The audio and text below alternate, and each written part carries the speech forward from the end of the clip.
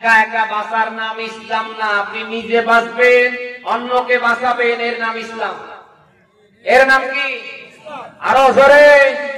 আপনি মনে করছেন কে কি করে করুক, লা ইলাহা ইল্লাল্লাহ, আপনি বাঁচতে পারবেন না। আপনি যতই নামাজ পড়েন, রোজা রাখেন, যত ভালো কাজ করেন, আপনার যদি এই চেষ্টা না থাকে যে আমি নিজে বাঁচবো, অপরকে বাঁচাবো, বিশ্বাস করুন কিয়ামতে আপনি বাঁচতে পারবেন না। এজন্য আপনাকে সোচ্চার হতে হবে। আপনার অধীনে বিশেষ করে আপনার যে পরিবার, আপনার স্ত্রী, আপনার সন্তান সন্ততি, এরাও যেন আল্লাহর দিকে ব্যাক করতে পারে। আপনাকে সর্বাত্মক প্রচেষ্টা চালাতে হবে। বলেন না কেন? কি করতে হবে বলেন? কারণ কিয়ামতের কঠিন মুসিবতের দিনে অধিকাংশ গার্ডিয়ানরা ধরা খাবে তার পরিবারের কারণে। অনেক গার্ডিয়ানরা, অনেক স্বামী, অনেক বাবা, অনেক বড় ভাই কিয়ামতে জাহান্নামে যাবে পরিবারের কারণে। কথা শুনতেছেন? স্বামীরা জাহান্নামে যাবে স্ত্রীর কারণে, বাবারা জাহান্নামে যাবে ছেলে মেয়ের কারণে, এরপরে বড় ভাইরা জাহান্নামে যাবে ভাই বোনদের কারণে। অতএব এখানে যারা বাবা আছেন, যারা স্বামী আছেন, যারা বড় ভাই আছেন, আপনাদের অনুরোধ করে বলছি পরিবার সামলান। আপনার পরিবারে যারা আল্লাহর বিধান মানছেন, আল্লাহর দ্বীন মানছে না, কি করে তারা মানতে পারে, ওই পক্ষে আপনাকে প্রচেষ্টা চালানো লাগবে।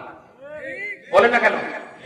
অথচ আজ আমরা দেখতে পাই অনেক মানুষ আছে নিজের পরিবারের খবর নেই, ও বরিশালে যায় এক চিল্লা নিয়ে। ওর চিল্লার কোনো লাভ আছে? নিজের ঘরের বউ নামাজ পড়ে না, নিজের ছেলেরা হয়েছে নেশাখোর, বাবাখোর, আর ও দাওয়াত দিতে গিয়েছে বরিশালে। এর দাওয়াতে কোনো কাজ হয়? বলেন বলেন। রাসূলের কাছে এক বৃদ্ধা মহিলা আসলেন, নবীজিকে ডাক দিয়ে বলেন, হে রাসূল, এই যে আমার সন্তান, একটু দোয়া করে দেন, এ বেশি বেশি মিষ্টি খায়, অন্তত যেন মিষ্টি খাওয়া কমে। আমি তো গরিব মানুষ, আমি তো তেমন ইনকাম করতে পারি না, এ তো বেশি বেশি মিষ্টি খায়। হে রাসূল, আপনি একটু দোয়া করে দেন, একটু উপদেশ দেন, যাতে করে মিষ্টি খাওয়া ছেড়ে যায়। নবীজি ডাক দিয়ে বলেন, বুড়িমা, ঠিক আছে, আপনি অমুক সময় আসবেন ইনশাআল্লাহ। বুড়ি মহিলা এবার তার কলিজার টুকরা সন্তান নিয়ে ফিরে গেলেন, আবার ঠিক সময় মতো ফিরে আসলেন। নবীজি শুধু এতটুকু হাতটা মাথার উপরে নিলেন, আর বুড়িমার সন্তানকে ডাক দিয়ে বললেন, বাবা, তোমার মা বৃদ্ধা মহিলা, টাকা পয়সা তেমন ইনকাম করতে পারে না, এতটুকু যেন তোমার মাথায় থাকে, তুমি একটু হলেও যেন মিষ্টি কালকে থেকে কম খাও। বুড়ি মহিলা ডাকতে বলেন, হে রাসূল, আপনি তো তখনই বলতে পারতেন। নবীজি ডাকতে বলেন, বুড়ি মহিলা, আমি তো নিজেই বেশি মিষ্টি খাই, আমি তখনই বললে এটা 100% কার্যকর হইতো না, এখন আমি বললাম এটা 100-100 কার্যকর হবে, কারণ এতক্ষণ সময় ধরে আমি নিজে চেষ্টা চালিয়েছি, আমারও মিষ্টি খাওয়া কম লাগবে না। আপনার কথা বুঝেনি ভাই? আপনি তাবলীগে যাচ্ছেন 40 দিনের জন্য, এক চিল্লা নিয়ে এক সাল, আপনি যান, অসুবিধা নেই, তাবলীগ করা ভালো কাজ, কিন্তু তাবলীগটা তো হবার কথা ছিল আগে ঘরে। আপনার ঘরের বউ নামাজ পড়ে না, আপনার ছেলে মেয়েরা কেউ ইসলাম মানে না, দ্বীন মানে না, অথচ বিশাল একটা ব্যাগ মাথার ওপরে আপনি বোঝা বহন করে যাচ্ছেন বরিশালে, আপনার দাওয়াতে কাজ হবে? বলেন। অথচ 1500 বছর পূর্বে আল্লাহ ব্যাখ্যা দিয়েছেন, ও আনফুসাকুম ওয়া আহলিকুম নার। বলেন আল্লাহু আকবার। আল্লাহ তাআলা বলেন, তোমরা নিজেরা জাহান্নাম থেকে বাঁচো, এরপরে আহাল পরিবার পরিজনকে জাহান্নাম থেকে বাঁচাও। এ কথা আমার না আল্লাহর। আগে বরিশালের মানুষের কথা না ঘরের কথা? বলেন। আপনি কি বলছে, আপনি কি বুঝলেন? অতএব আপনাকে আমি অনুরোধ করে বলছি, আপনি যতই নামাজ পড়েন, রোজা রাখেন, যতই তাহাজ্জুদ গুজার হন, পরিবার যদি ঠিক করতে না পারেন, আপনার এই তাহাজ্জুদে আপনার হাজারো ভালো কাজে কোনো লাভ হবে না। আপনার স্ত্রী, আপনার সন্তান সন্ততি কিয়ামতের কঠিন মুসিবতের দিনে আপনার বিরুদ্ধে যারা মামলা দায়ের করবে, আপনি সূরা হামিম সিজদার 29 নাম্বার আয়াতে ব্যাখ্যা পাবেন। সেই দিন যারা আপিল করবে, মামলা দায়ের করবে, ডাক দেয়া বলবে রব্বুল আলামিন, আমাদের বাবা, আমাদের স্বামী, আমাদের অমুক গার্ডিয়ানদেরকে আজ আপনি আরিনা দেখিয়ে দেন, তাহাতা কদামিনা লিয়াকুনা মিনাল আসফালি। আয়াতের শেষ অংশ ভালো করেন। আপনার স্ত্রী, আপনার ছেলে, আপনার মেয়ে সবাই ডাকতে বলবে আল্লাহ, ওই বাবাকে, ওই স্বামীকে, ওই গার্ডিয়ানকে আজ আপনি দেখিয়ে দেন, এই যে তাহাতা কদামিনা লিয়াকুনা মিনাল আসফালি, আজ জোড়া পায়ের লাঠি দিয়ে ওদেরকে সহ জাহান্নামে যেতে চাই। আপনি বলছেন ভাই, অতএব কি করছেন একটু ঠান্ডা মাথায় চিন্তা ভাবনা করেন। আপনি নিজে যদি 5 ওয়াক্ত নামাজি হন, আপনার উচিত হবে আপনার পরিবারে, আপনার স্ত্রী থেকে ছেলে মেয়ে যারা আছে সবাই যেন কালকে থেকে নামাজি হয়। আজকে মসজিদে যেভাবে আমরা নামাজে যাই, আমি যেভাবে নামাজ আদায় করেছি, ওই নামাজের দাওয়াতটা যদি পথ বাকি বেনামাজিদেরকে আমি দিতাম, আল্লাহর কসম করে কোরআনের মাহফিলে বলে দিলাম, আযান হবার পরে মসজিদের একটা কোণাও ফাঁকা যেত না। অথচ আজ আমরা উল্টো দেখতে পাই, কোন রকম একটু 5 ওয়াক্ত নামাজ পড়লে দেখবেন আর যারা পড়ে না তাদেরকে একেবারে কাফের পর্যন্ত অনেকে ফতোয়া দিয়ে ফেলে। না এরকম নেই, এরকম লোক নেই। আরে ভাই, আপনার উচিত আপনি নিজে নামাজ পড়েন। আপনার তো উচিত হচ্ছে যারা নামাজ ঠিক মতো পড়ে না তাদেরকে নামাজের দাওয়াত দেয়া। আল্লাহ তাআলার কাছে ওই কথার চেয়ে বড় কথা পৃথিবীতে আর কোন কথা হতে পারে না, যারা মানুষকে এক আল্লাহর দিকে ডাকে। এ কথা আমার না আল্লাহ। আরো জোরে বলেন। আল্লাহ নিজেই বলেন, ওমান আহসানু কাওলাম মিম্মান দাআ ইলাল্লাহ। আল্লাহ বলেন, তার চেয়ে ভালো কথা পৃথিবীতে আর কার হতে পারে, যারা মানুষকে এক আল্লাহর দিকে ডাকে। নামাজের দিকে ডাকা কার কাজ? বলেন বলেন। আরে ভাই, একটা মানুষ নামাজে আসুক আর না আসুক, 180 মাইল বেগে অন্যায় করছে, সে অন্যায়টা ছাড়ুক আর না ছাড়ুক, অন্তত আপনার তো কাজ হচ্ছে ওটা যেন বন্ধ হয়। বল না কেন? অথচ আপনি এমন মানুষ চোখ দিয়ে দেখছেন, আপনি বলারও সাহস পাচ্ছেন না। আপনার ঈমান কি আছে? নেই। এগুলি করা যাবে না। প্রাণ প্রিয় নওগাঁবাসী, এই জন্য অনুরোধ করে বলছি, যাদের পরিবারে স্ত্রী আছে, সন্তান সন্ততি আছে, তাদেরকে আপনি অবশ্যই আল্লাহর দিকে ফেরাবেন। যদি ফেরানোর চেষ্টা না করেন, বাঁচতে পারবেন না, কিয়ামতে ধরা খাবেন। কারণ আপনার স্ত্রীর ব্যাপারে, ছেলের ব্যাপারে আমাকে আল্লাহ ধরবে না, আপনাকে আল্লাহ ধরবে। বলে না কেন? আপনার স্ত্রী, আপনি বিয়ের আগে এক কথায় বিয়ে করে বউ করে নিয়ে আসার আগে ওই মহিলাটা ছিল তার বাবার অধীনে, ভাইয়ের অধীনে। এতদিন যত কাজ করেছে ওর বাবা, ওর ভাই এর হিসাব দেবে। আপনি কবুল কবুল বলে বউ করে যেদিন নিয়ে এসেছেন, সেদিন থেকে আজ তারিখ পর্যন্ত 1 ওয়াক্ত নামাজ যদি আপনার স্ত্রী ছেড়ে দিয়ে থাকে, এর হিসাব আপনাকে দেয়া লাগবে না। আপনারা বোঝেন নাই ভাই? আপনার স্ত্রী যদি ইসলামের ফরজ বিধান লঙ্ঘন করে, এর হিসাব আপনাকে দেয়া লাগবে। মা বোন যারা এসেছেন, আপনাকে অনুরোধ করে বলছি, ঘরের পরিবেশে থেকে আপনি অযথা সময় নষ্ট করবেন না। কিসের ইন্ডিয়ার ভারতের স্টার জলসা জি বাংলা দেখেন, কিসের মোবাইলে টিকটক চালান, সবগুলি লাঠি মেরে ছেড়ে দিয়ে কালকে থেকে ঘরের পরিবেশে আব্দুল কাদের সেলানি রাহিমাহুল্লাহর মতো, মরহুম শহীদ আল্লামা সাইদ রাহিমাহুল্লাহর মতো একজন আমলওয়ালা মা হন। আপনি যদি মায়ের মতো মা হতে পারেন, তামাম পৃথিবীতে আল্লাহ তার সম্মান মর্যাদা বাড়িয়ে দেবে।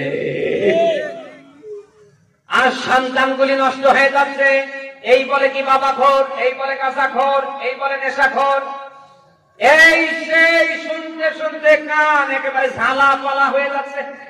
আপনি দেখেন, আর সন্তানগুলি নষ্ট হয়ে যাবার পেছনে যত কারণ, অন্যতম কারণ হচ্ছে মায়েরা। কারণ মায়েরা যদি ভালো হতো, শতভাগ এই দেশের সন্তানরা ভালো হয়ে যেত।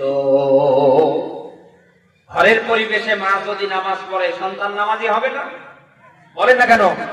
আজকে যে মেয়েদেরকে আমরা রাস্তায় দেখতে পাই অর্ধ উলঙ্গ, এমন এমন পোশাক পরেছে তো পোশাক না যেন মশারি, ওড়নার জায়গায় ওড়না নেই, ওড়না বানিয়েছে মাফলার, বুকের দিকে তাকানো যায় না, মনে হচ্ছে যে বিশাল বড় পাহাড় দাঁড়িয়ে আছে।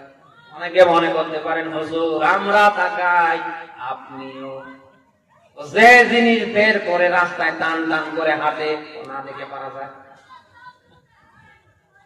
হাসি হাসি দিচ্ছেন মানে এই যে অর্ধ উলঙ্গ, এই যে আটো সাটো কাঠ সাট মশারি মার্কা জামা পরেছে মেয়েগুলো, এই যে ঈদের বাজারে রোড ঘাট রাস্তা পথ একেবারে জ্যাম করে ছেড়ে দিচ্ছে। আপনি মিলান আর মা কিন্তু ভালো না, বলেন কেন? এই পৃথিবীতে সন্তান সন্ততিরা বিশেষ করে মেয়েরা সবচেয়ে বেশি শিক্ষা পায় তার মায়ের কাছ থেকে। এই জন্য যুবক যারা আছেন যারা বিয়ে করেননি, আপনাদের গোপন তথ্য ফাঁস করে দিচ্ছি, বিয়ে করার আগে অন্তত দেখবেন ওর মাটা কয় নাম্বার। ওর মা যদি ভালো হয় নিঃসন্দেহে ওই পরিবারে বিয়ে করবেন, অন্তত বউ সুখে থাকতে পারবেন। আর ওই মা যদি পরিমণি আর নষ্টা মমতাজের মতো হয়, আজীবন আপনার জ্বালাতে জ্বালাতে মেরে ফেলবে। আজ আপনি মিলান, এমনও ঘর আছে ও তো মহিলা না, একেবারে কাহিনীকে হার মানিয়ে ফেলছে, বলেন না কেন? সবাইকে মানে কিন্তু স্বামীরে মানতে চায় না। স্ত্রী সার আসলে 9 বার করে সালাম দেয়, ওর আধা ঘন্টা ধরে শ্বাস দোষ দেখে কে এই আয় পাড়া কমকমে লিপস্টিক ওঠ পালিশ ঠোঁট পালিশ কত পালিশ করছে, এরপর সাজা হয় না। সামান্য একটি স্ত্রীর সারের জন্য যদি এত কিছু করতে পারে, এবার মিলান তো আরো আরো কারা কারা আছে।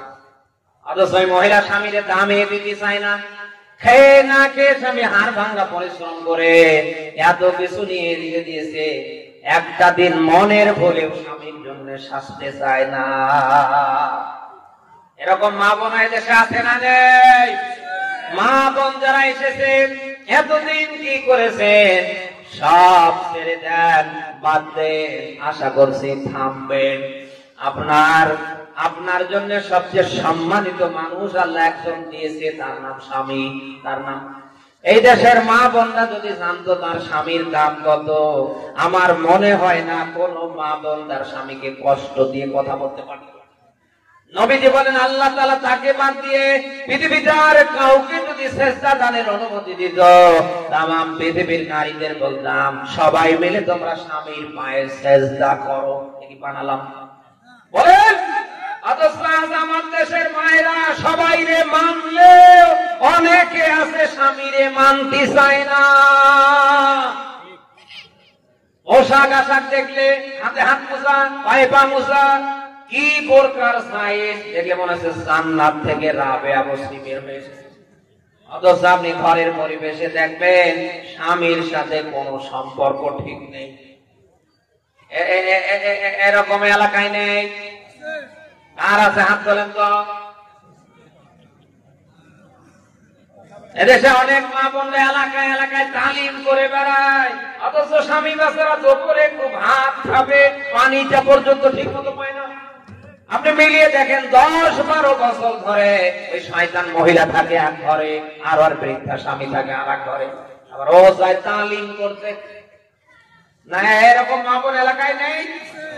মা বোন যারা এসেছেন কি বলছি, আপনি যতই নামাজ পড়েন, যতই রোজা রাখেন, আপনি যত কালা বোরকা পড়েন, আপনি যদি আপনার স্বামীকে খুশি রেখে মরতে না পারেন, আপনার ঠিকানা জাহান্নাম। আপনি এবার মিলান 100-র ভেতরে এরকম 98টা মা বোন পাওয়া যাবে।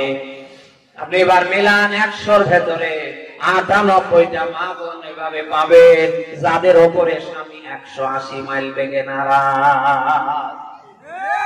আশা করছি মা বোন যারা এসেছেন আপনি স্বামীকে কোনোভাবে কষ্ট দেবেন না। পারতপক্ষে কালকে থেকে আমলগুলি করতে পারেন, স্বামীকে দেখা মাত্রই লম্বা করে সালাম দেবেন, কারণ সালামের ভেতরে মহব্বত ভালোবাসা আছে না নেই? আরো জোরে বলেন। 2 নম্বরে স্বামীর সাথে মুস্কি মুস্কি হাসি দিয়ে কথা বলবেন। কিন্তু আজ আপনি এমন মুড নিয়ে থাকেন বাহির থেকে আসার পরে আর চেহারার দিকে তাকানো যায় না, মনে হচ্ছে না জানি কি হয়েছে। বলেন না কেন? আশা করছি এটা করবেন না। নেককার স্ত্রীর যত বৈশিষ্ট্য আছে তার ভেতরে অন্যতম বৈশিষ্ট্য স্বামী তার দিকে তাকালে আনন্দ পাবে। কি পাবে? অথচ আপনি এমন বউ, স্বামী আপনার দিকে তাকালে আনন্দ পাওয়া তো দূরের কথা, স্বামীর আরো জ্বালা বাড়ে। বলেন না কেন? আশা করছি এগুলি করবেন না।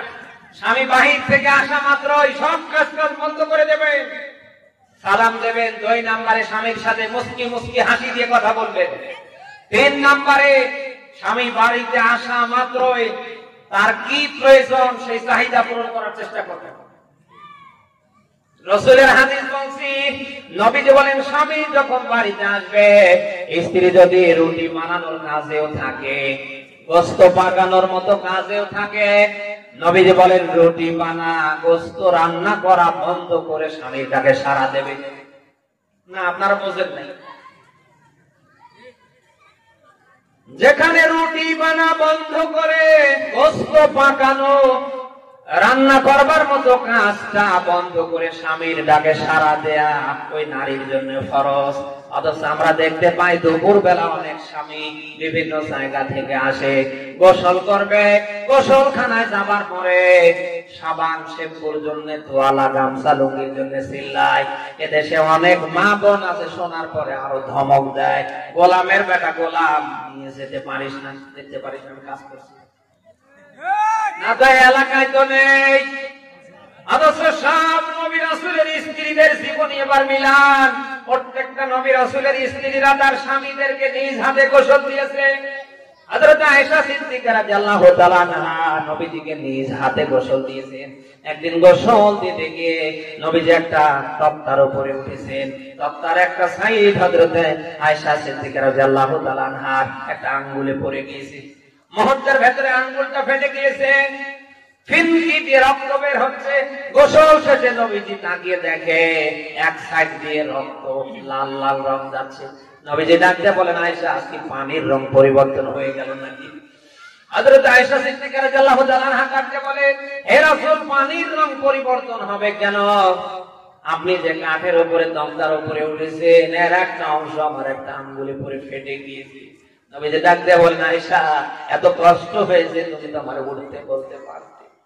হযরত আয়েশা সিদ্দিকা রাদিয়াল্লাহু তাআলা আনহা ডাকতে বলেন, হে রাসূল, আঙ্গুল কেন, গোটা পাও যদি চলে যেত আপনাকে আমি অন্তত দাঁড়াতে বলতাম। মা বোন যারা এসেছেন, আপনি যদি আপনার স্বামীকে নিজ হাতে গোসল দিতে পারেন, যত ফোঁটা পানি জমিনে পড়বে প্রত্যেকটা ফোঁটার বিনিময়ে একটা করে নেকি আল্লাহ আপনার আমলনামায় দেবে।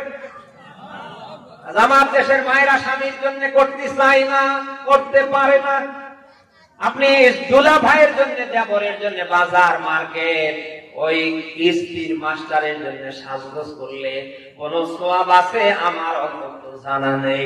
অন্তত স্বামীর জন্য যদি সাজগোজ করতে পারেন, যতক্ষণ আপনি সাজুগুজু করবে মহান আল্লাহ তাআলা নফল নামাজে পরিণত করে দেবে।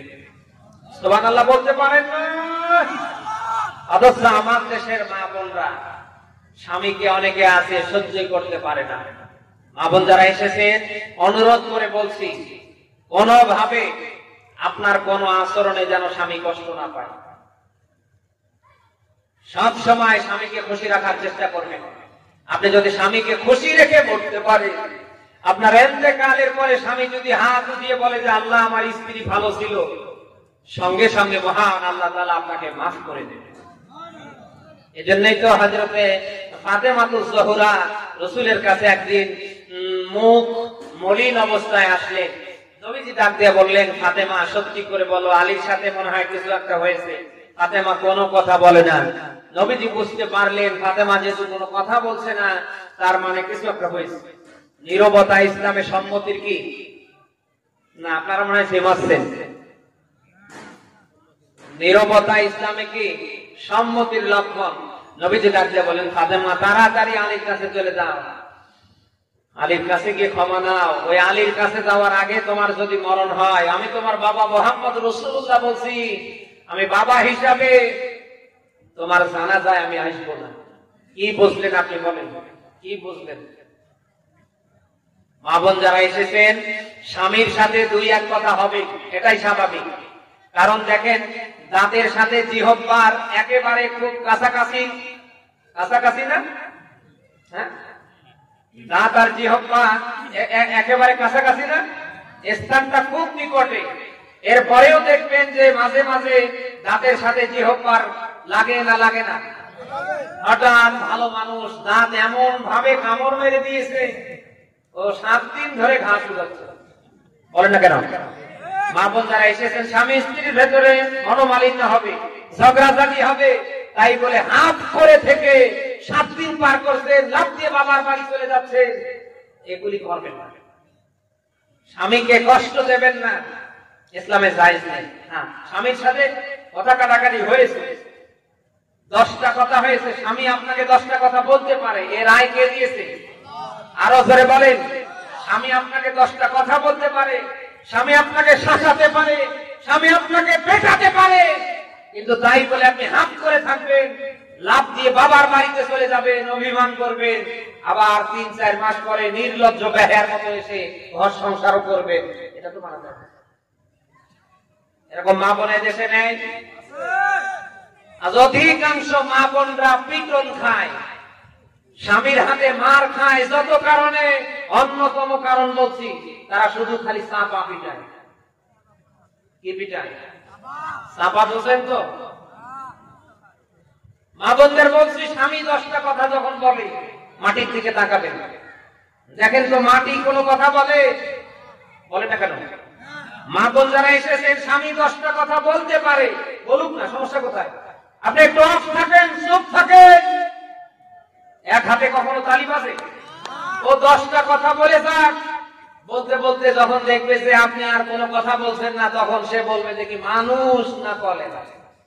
রাগ করে বের হয়ে পাশের দোকানে গিয়ে বলবে, ভাবি চা দেন আর একটা ব্যঞ্জন দেন। আপনার প্রশংসা দোকানে হবে, হাটে হবে, বাজারে হবে, রে ভাই আর কিছু হোক না হোক, একটা বউ পাইছি, কি বলি বলি, অন্তত মুখে মুখে উত্তর করে না। মায়ের খাওয়ার চেয়ে কি নীরবতা পালন করা ভালো না? অধিকাংশ মা বোনরা স্বামীর হাতে মার খায়, পিটন খায়, শুধু চাপা পিটানোর কারণে। আপনি একটা কথা বলতে দেরি, 100টা কথা মুখে বের করতে দেরি নেই। এরকম নেই? আশা করছি মা বোন যারা এসেছেন, এগুলি করবেন না। স্বামীকে সম্মান করবেন, স্বামীকে অনার করবেন। স্বামী আপনার কাছে আল্লাহর পক্ষ থেকে একটা আমানত, তার সম্মান হানি হয় এমন কোন কাজ আশা করছি কালকে থেকে করবেন না। আল্লাহ তাআলা আমার প্রত্যেকটা মা বোনকে যেন অত্র কথাগুলি বুঝবার, বাস্তব জীবনে আমলের আল্লাহ তাওফিক দান করেন। সেই সাথে মা বোনদের কাছে আমি আশা করব, মা বোনরা যারা এসেছেন, আপনাদের কলিজার টুকরো সন্তান যারা আছে, তাদেরকে দিন শেখাবেন, তাদেরকে কোরআন শেখাবেন। তারা যেন প্রতিনিয়ত 5 ওয়াক্ত নামাজ মসজিদে গিয়ে জামাতে আদায় করে, ওই পক্ষে হাত রাখবেন। কারণ আমি হুজুর এখানে এসেছি, আমি একজন ভাড়া, কথা শুনতেছেন? আমার দোয়া আপনার মায়ের, বাবার, আত্মীয় স্বজনের জন্য কবুল হতেও পারে, নাও পারে, কোনো গ্যারান্টি নেই। কিন্তু আপনার কলিজার টুকরো সন্তানকে যদি দিন শেখাতে পারেন, সন্তানের জীবনে যদি আপনি কোরআন তুলে দিতে পারেন, এই সন্তান আপনার জন্য হাত তুলতে দেরি, আপনাকে আল্লাহ মাফ করতে দেরি না। মা বোন যারা এসেছেন, আপনি আপনার সন্তানকে জেনারেলি পড়ান, আমার কোনো অসুবিধা নেই। আপনি স্কুলে পড়ান, কলেজে পড়ান, MBBS ডাক্তার বানান, আপনার মনে যা চায়। আপনাকে অনুরোধ করে বলবো, প্রাথমিক ভিত্তিটা যেন দ্বীনের শিক্ষা দিয়ে, ধর্মীয় শিক্ষা দিয়ে হয়। আপনার সন্তানকে দ্বীন শেখানোর পরে, কোরআন শেখানোর পরে, ধর্মীয় জ্ঞান দেবার পরে আপনি যেখানেই ছেড়ে দেন না কেন, অন্তত সে কখনো নেশাখোর, বাবাখোর হবে না। বলেন না কেন? আশা করছি মা বোনদেরকে অত্র কথাগুলি বুঝবার, বাস্তব জীবনে আমলের আল্লাহ যেন পরিবেশ দান করে। আমি এলোমেলো বিক্ষিপ্ত অবস্থায় যতটুকুন কথা বলেছি, আমি সহ সকলেই যেন আমরা মানতে পারি, আল্লাহ যেন ওই রকম যোগ্যতা আমাদের দান করে। সেই সাথে এটি শাওয়াল মাস, এই মাসে গুরুত্বপূর্ণ কয়েকটা আমল আছে। তার ভেতরে অন্যতম আমল হচ্ছে এই মাসে 6টা রোজা রাখা। কয়টা রোজা? নবীজি বলেন মান সাওমা রমাদান সুম্মা আতবাহু সিত্তাম মিন শাওয়াল কানা কাসিয়ামিল দাহর। নবীজি বলেন কেউ যদি শাওয়ালের 6টি রোজা রাখে, মহান আল্লাহ সারা বছর রোজা রাখার সওয়াব দান করবেন। সুবহানাল্লাহ। এটা শাওয়াল মাসের একটা আমল। 2 নম্বরে খুবই গুরুত্বপূর্ণ ইম্পর্টেন্ট আরেকটা আমল হচ্ছে এই মাসে বিয়ে শাদী করা সুন্নাত। বিশ্বনবী সাল্লাল্লাহু আলাইহি ওয়াসাল্লাম নিজেই হযরত আয়েশা সিদ্দিকা রাদিয়াল্লাহু তাআলা আনহাকে এই মাসে বিয়ে করেছেন। এইজন্য শাওয়াল মাসে বিয়ে করা কি আরো জোরে যাদের অ্যাবিলিটি আছে বিয়ে করে ফেলবে। বিশেষ করে এখানে গার্ডিয়ান যারা বিয়েকে সহজ করেন, আজ বিয়েকে কঠিন করতে গিয়ে আমাদের এই দেশে জেনা ব্যভিচার ইফতিজিং দিনের পর দিন বেড়ে যাচ্ছে। বলেন না কেন? এই জন্য সন্তানের বয়স যদি হয়ে যায় অবশ্যই সন্তানকে খুব দ্রুততার সাথে বিয়ে দেবেন। পারবেন না ইনশাআল্লাহ? সূরা নূরের 32 নম্বর আয়াতে আল্লাহ ব্যাখ্যা দিয়েছেন বিয়ের মধ্য দিয়ে তিনি সচ্ছলতা দান করেন। এগুনি হেমুল্লাহু মিন ফাদলি। আল্লাহ বলেন বিয়ের মধ্য দিয়ে আমি আল্লাহ তাআলা সচ্ছলতা দান করি। যে সমস্ত মা বাবা মনে করছেন আমার সন্তানের চাকরি নেই, কর্ম নেই, এই নেই সেই নেই, সন্তানকে বিয়ে করালে বউরে কি খাওয়াবে সে কি খাওয়াবে, ও টেনশন আপনার না, টেনশন কার? রিজিক দেন কে? ওমা মিন দাব্বাতিন ফিল আরদি ইল্লা আলাল্লাহি রিজকুহা। পৃথিবীতে যত বিচরণশীল জীব আছে, প্রাণী আছে, সবগুলি রিজকের দায়িত্ব কার? তিনি আমাদের খাওয়ান। এই জন্য আল্লাহর নাম রাজ্জাক। আল্লাহর নাম কি? আল্লাহর নাম কি? সমস্ত নবী রাসূলেরা বিয়ে করেছেন। কোন নবী কোন রাসূলের জীবনী আপনি পাবেন না যে তারা অবিবাহিত ছিল। এই জন্য বিয়ে করা সকল আম্বিয়া আলাইহিস সালামের সুন্নাহ, সকল নবী রাসূলের কি সুন্নাহ। নবীজি বলেন ফামান রাগিবা আন সুন্নতি ফালাইসা মিন্নি। নবীজি বলেন যে বিয়ে করলো না সে আমার দলভুক্ত না। কথা কি শুনতেছেন? ইসলামে চিরকুমার হয়ে থাকবেন এটা ইসলাম জায়েজ করে না। এজন্য আমরা বিয়েকে সহজ করি। বিশেষ করে মেয়ের বাবা যারা আছে, ছেলে চাকরিজীবী হওয়াই লাগবে, কে বলেছে আপনারে? আজ অনেক মেয়ের বাবা এই ফাঁদে পা দিয়ে আপনি দেখেন 6 মাস মেয়ের সংসার টেকাতে পারে না।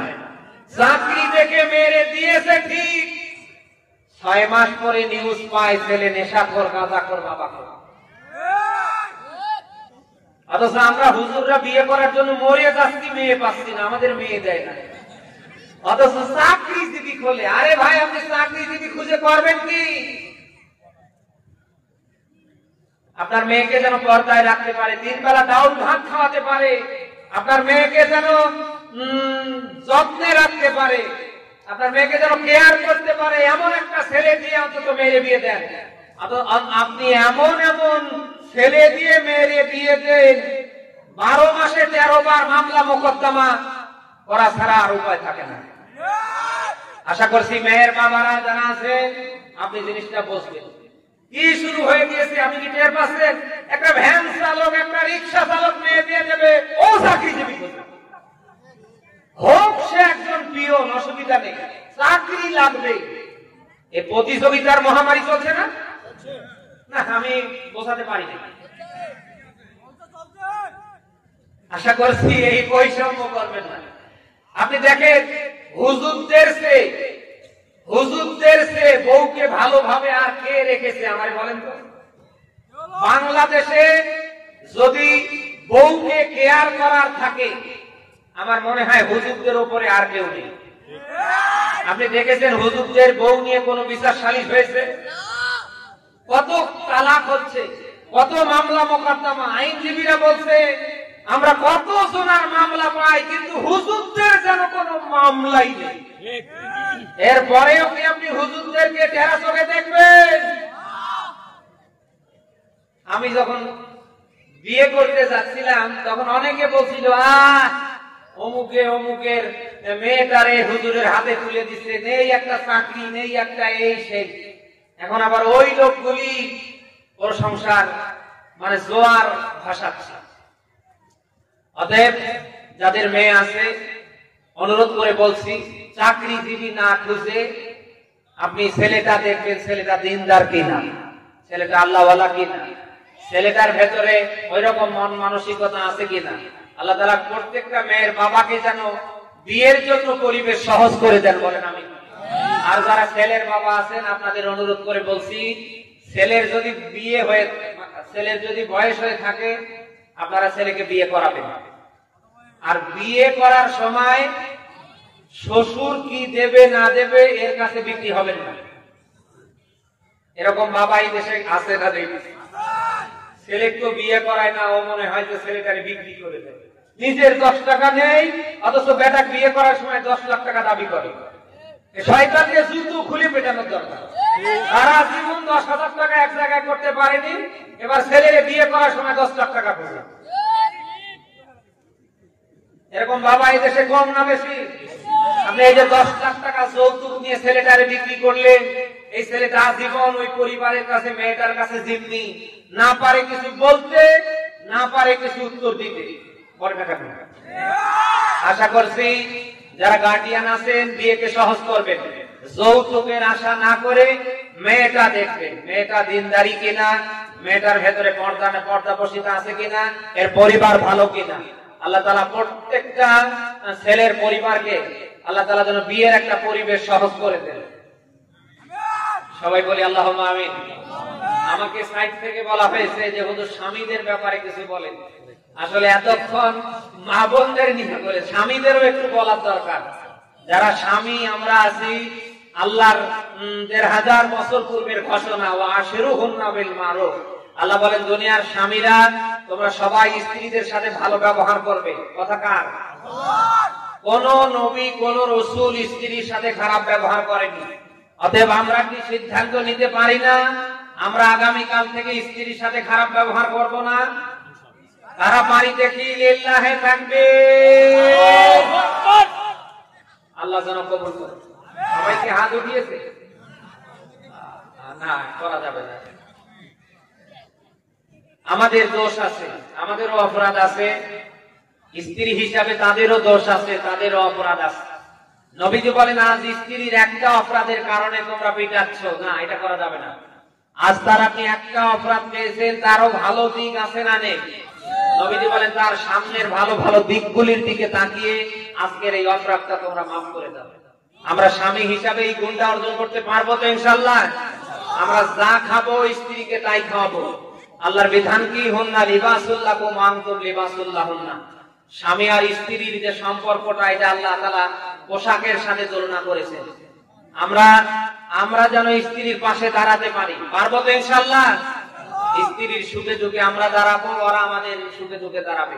আল্লাহ তাআলা এমন একটা পরিবেশ স্বামী স্ত্রীর ভেতরে যেন দান করে। সবাই বলি আল্লাহুম্মা আমিন। যারা যেখানে দাঁড়িয়ে আছেন একটু মেহেরবানি করে বসেন, এখনই মোনাজাত হবে ইনশাআল্লাহ। আমরা দরুদ ইব্রাহিম পড়ি, আল্লাহুম্মা সাল্লি আলা মুহাম্মাদিন ওয়া আলা আলি মুহাম্মাদ কামা সাল্লাইতা আলা আল্লাহুম্মা বারিক আলা মুহাম্মাদিন ওয়া আলা আলি মুহাম্মাদ কামা বারাকতা আলা ইব্রাহিম ওয়া আলা আলি ইব্রাহিম ইন্নাকা হামিদুম মাজিদ। যাদের মা নেই বাবা নেই, আমরা সবার জন্য দোয়া করব ইনশাআল্লাহ। اللهم آمين. ربنا ظلمنا أنفسنا وإن لم تغفر لنا وترحمنا لنكونن من الخاسرين. রব্বুল আলামিন শেরপুর উচ্চ বিদ্যালয় মাঠ কর্তৃক চতুর্থ বার্ষিক ঐতিহাসিক তাফসীর মাহফিলের সমাপনী মুহূর্তে রাত প্রায় 12টা পার হতে চলছে। আল্লাহ, মাগরিব থেকে নিয়ে এখন পর্যন্ত আমরা যারা কথা বললাম আর শুনলাম, বাস্তব জীবনে তুমি ইমানদার আমল করবার তৌফিক দাও। জীবন ভাবে গুনাহ করেছি আল্লাহ, আমাদের গুনাহের দিকে না তাকায় তোমার রহমতের দিকে তাকায়, মাফ করে দাও। এমন এমন অপরাধ করেছি, নিজের অপরাধের দিকে তাকালে তোমার কাছে হাত উঠাতে লজ্জা হয়। আল্লাহ, তুমি দয়া করে আমাদের মাফ করে দাও। তুমি যদি মাফ না করো, রক্ত মাংসের বড়ি নিয়ে জাহান্নামের আগুনে যাওয়া ছাড়া আমাদের বিকল্প কোনো উপায় থাকবে না। মেহেরবানি করে আল্লাহ আমাদের সবাইকে মাফ করে দাও। আল্লাহ, জাহান্নামের আগুন তুমি জ্বালাবা মানুষ আর পাথর দিয়ে। আল্লাহ, সামান্য সিজনারি ঠান্ডা গরম আমরা সহ্য করতে পারি না, জাহান্নামের আগুন তুমি জ্বালাবে মানুষ আর পাথর দিয়ে। আল্লাহ জাহান্নামের আগুন আমরা সহ্য করতে পারবো না, আমাদের সবার জন্য জাহান্নাম হারাম করে দাও। রব্বুল আলামিন, মা বাপ হারিয়ে যারা আমিন আমিন করেছি, আদরের মা বাপকে তুমি মাফ করে দাও। যে মা যে বাবা না হলে দুনিয়ার মুখ আমরা দেখতাম না, ওই মা ওই বাবা কার জানি কবরে, প্রত্যেকের মা বাবাকে আল্লাহ তুমি মাফ করে দাও। আল্লাহ যারা দাদা হারা দাদি হারা, নানা নানি দাদা দাদি ফোপা ফোপি যারা জানি সেনের স্ত্রী মোহাম্মদের কলেজার টুকরো সন্তানানি, গ্রাম পাড়া প্রতিবেশী পিতৃ মাতৃকুল থেকে যাদের হারায় ফেলে আমিন আমিন করেছি। রব্বুল আলামিন, মেহেরবানি করে সবাইকে মাফ করে দাও। আল্লাহ মাহফিলে ডানে বামে সামনে পিছনে যত ঘরের স্থান, যত কবরের স্থান, তোমার যত বান্দা বান্দির এবার নিয়ে ঘুমায় আছে, মেহেরবানি করে আল্লাহ সবাইকে তুমি মাফ করে দাও। আল্লাহ আমরা যারা আমিন আমিন করেছি, আমাদের মধ্য থেকে যাদের আব্বা আম্মা জিন্দা জীবিত, প্রত্যেকের আব্বা আম্মাকে আল্লাহ তুমি মাফ করে দাও। আব্বা আম্মার সুস্থতার উপরে হায়াতের উপরে বরকত দাও। আব্বা আম্মার যেন হক আদায় করতে পারি, আমাদের একশোকে কবুল করে নাও। রব্বুল আলামিন, অনেক মা বোন এসেছে, প্রত্যেকটা মা বোনকে কবুল করে নাও। মা বোনদের নিয়ে অনেক কথা হয়েছে, বাস্তব জীবনে যেন কালকে থেকে মানতে পারে ওরকম পরিবেশ দাও।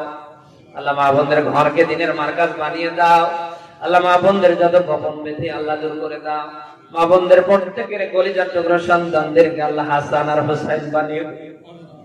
রব্বুল আলামিন, মা বোনদের মনে কি সাওয়াব জানি না, প্রত্যেকটা মা বোনের সাওয়াব পাওয়া আল্লাহ তুমি পূর্ণ করে দাও।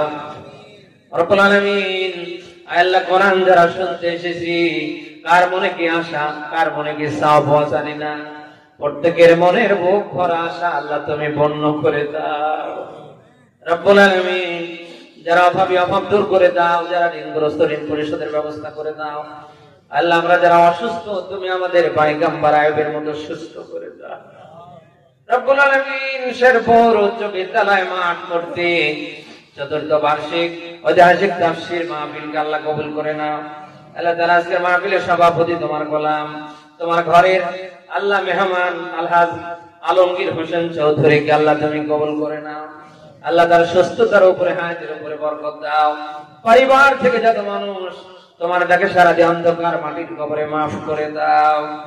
রব্বুল আলামিন, প্রধান অতিথি আল্লাহ তাআলা জনাব মোহাম্মদ শাহজাহান আলী, অফিসার ইনচার্জ, আল্লাহ তোমার এই গোলামকে তুমি কবুল করে নাও।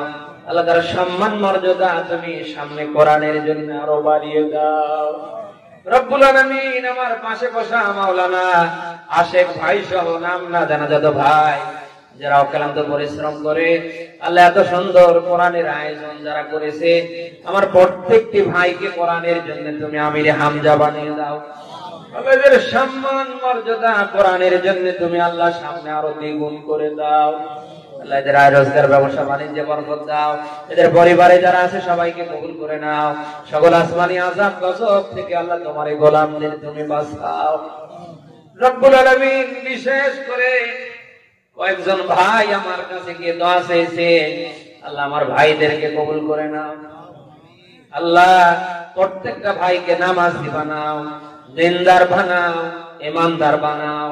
কোরআনের মাহফিলের পাশাপাশি যেন আল্লাহ সমাজের ভালো ভালো কাজ করতে পারে, আমার ভাইদের কবুল করে নাও। প্রবাস থেকে অনেক ভাইরা সহযোগিতা করেছে, আমার প্রত্যেকটা প্রবাসী ভাইকে আল্লাহ কবুল করে নাও। আল্লাহ সুস্থতার উপর হায়াতের উপর বরকত দাও। হালাল ভাবে ইনকামের আল্লাহ তুমি তৌফিক দাও। আল্লাহ তাদের রেখে যাও পরিবারগুলিকে ধৈর্য ধারণের তুমি তৌফিক দাও। সর্বোপরি এই মাহফিল হবার পেছনে যারা যেখান থেকে হাত রেখেছে, আল্লাহ সহযোগিতার হাত বাড়িয়েছে, প্রত্যেকের হাতগুলিকে আল্লাহ তুমি ওসমানের মতো বানিয়ে দাও। রব্বুল আলামিন, এই মাহফিল যেন এই মাঠে এভাবে কিয়ামত পর্যন্ত চলমান থাকে। আল্লাহ পুরো এলাকাবাসীকে এই মাহফিলের জন্য আল্লাহ তুমি কবুল করে নাও। রব্বুল আলামিন, আজকের মাহফিলের sound system, decorator, lighting, projector, media যারা যেখান থেকে এসেছে সবাইকে কবুল করে নাও। বিশেষ করে আল্লাহ শেরপুর উচ্চ বিদ্যালয়কে কবুল করে নাও। প্রতিষ্ঠা লগ্ন থেকে নিয়ে শুরু করে আল্লাহ এখন যারা দায়িত্বে আছে সবাইকে কবুল করে নাও। আল্লাহ যারা জমানটাকে সারা দিয়ে অন্ধকার মাটির কবরে সবাইকে মাফ করে দাও। রব্বুল আলামিন, আমার এক ভাই গুরুতর অসুস্থ, আমার প্রিয় ভাইকে তুমি আল্লাহ সুস্থ করে দাও। আল্লাহ অনেকে অনেক ভাবে দোয়া চেয়েছে, নাম নিয়ে দোয়া করতে পারলাম না। আল্লাহ প্রত্যেকের মনের মাকসাদ আল্লাহ তুমি পূর্ণ করে দাও। রব্বুল আলামিন, বিশেষ করে আয় আল্লাহ যে ছাত্র জনতার মধ্য দিয়ে আজকের স্বাধীন একটা দেশ পেয়েছি, আল্লাহ এই ছাত্রদেরকে তুমি আল্লাহ কবুল করে নাও।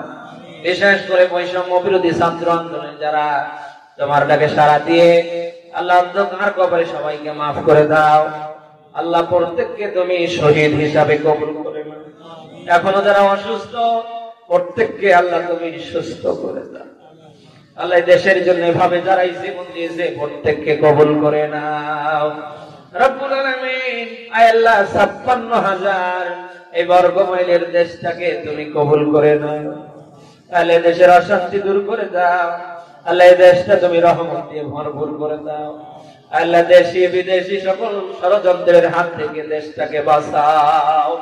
দেশের দায়িত্বে ডক্টর মোহাম্মদ ইউনূস সহ আল্লাহ যারা এই দায়িত্বে আছে সবাইকে দেশের জন্য আল্লাহ তুমি কবুল করে নাও। রব্বুল আলামিন, আল্লাহ এই দেশটাকে গোটা পৃথিবীর ভিতরে তুমি একটা মডেল রাষ্ট্র বানিয়ে দাও। আল্লাহ তাআলা, বিশেষ করে আল্লাহ তোমার কাছে ফারিয়াদ, জমিন যার আইন চলবে তার, আল্লাহ এটা তো তোমার কথা। রব্বুল আলামিন, দেশ স্বাধীনের ৫৩ বছর পেরিয়ে যাচ্ছে। আমরা অনেকের শাসন অনেক ভাবে দেখেছি। সামনে আল্লাহ তোমার বিধান দিয়ে দেশটা চললে কেমন দেখা যায় আমরা দেখতে চাই। আল্লাহ আমাদের সবাইকে কবুল করে নাও। এমন একটা দেশ আমরা সামনে দেখতে চাই, করতে চাই, ওই রকম পরিবেশ আল্লাহ তুমি দাও। ربنا تقبل منا إنك أنت السميع العليم وتب علينا إنك أنت التواب الرحيم। আল্লাহ সবশেষে ফরিয়াদ, যে বাড়িতে আমরা রেস্ট করেছি, খানা পিনা করেছি, বাড়িকে কবুল করে নাও। আল্লাহ বাড়ির যত অশান্তি দূর করে দাও। সকল আসমানি আযাব গজব থেকে বাড়িকে, এ বাড়ির যত হাল মেম্বার বর্ডার সবাইকে বাঁচাও।